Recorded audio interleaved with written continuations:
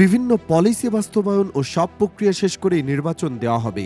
সম্প্রতি দেশের রাজনৈতিক পরিস্থিতি নিয়ে এমনই এক মন্তব্য জানিয়েছিলেন প্রধান উপদেষ্টা ডক্টর মোহাম্মদ ইউনূস। 22 এপ্রিল দোহায় ডক্টর ইউনূসের সম্মানে আয়োজিত এক ব্যবসায়িক সংবর্ধনা অনুষ্ঠানে যোগ দেন তিনি, যেখানে সাংবাদিকদের বিভিন্ন প্রশ্নের মুখোমুখি হয়েছিলেন সরকার প্রধান।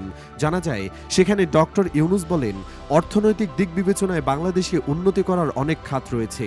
অর্থনীতি সমৃদ্ধ করার পাশাপাশি দুর্বৃত্তায়ন দূর করার প্রত্যয়ের কথাও জানান প্রধান উপদেষ্টা। ব্যবসায়ীদের বাংলাদেশে বিনিয়োগের আহ্বানও জানান তিনি। বলেন, এক্ষেত্রে পূর্ণ সহযোগিতা করবে সরকার। মূলত বাংলাদেশের অন্তর্বর্তী সরকারের প্রধান উপদেষ্টা এবং নোবেল বিজয়ী অর্থনীতিবিদ ডক্টর মোহাম্মদ ইউনূস অংশ নিচ্ছেন বিশ্বের অন্যতম মর্যাদাপূর্ণ আন্তর্জাতিক সম্মেলন আর্থনা শীর্ষ সম্মেলন 2025-এ। এই সম্মেলনকে কেন্দ্র করে তিনি বর্তমানে অবস্থান করছেন কাতারের রাজধানী দোহায়। বাংলাদেশ বিমানের একটি ফ্লাইটে অধ্যাপক ইউনূস ও তার সফর সঙ্গীরা দোহা গমন করেন। বিমানবন্দরে পৌঁছালে কাতারের প্রোটোকল প্রধান রাষ্ট্রদূত ইব্রাহিম ফাখরু লাল গালিচা সংবর্ধনা দিয়ে তাকে আনুষ্ঠানিকভাবে স্বাগত জানান। সেখানেই তিনি নির্বাচন নিয়ে বিশেষ মন্তব্য করেন।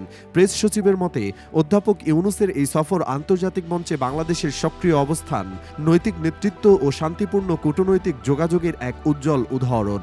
ভবিষ্যতের দৃষ্টিভঙ্গি ও ইতিবাচক পরিবর্তনের পথে এই অংশগ্রহণ আরও নতুন দ্বার খুলে দিতে পারে।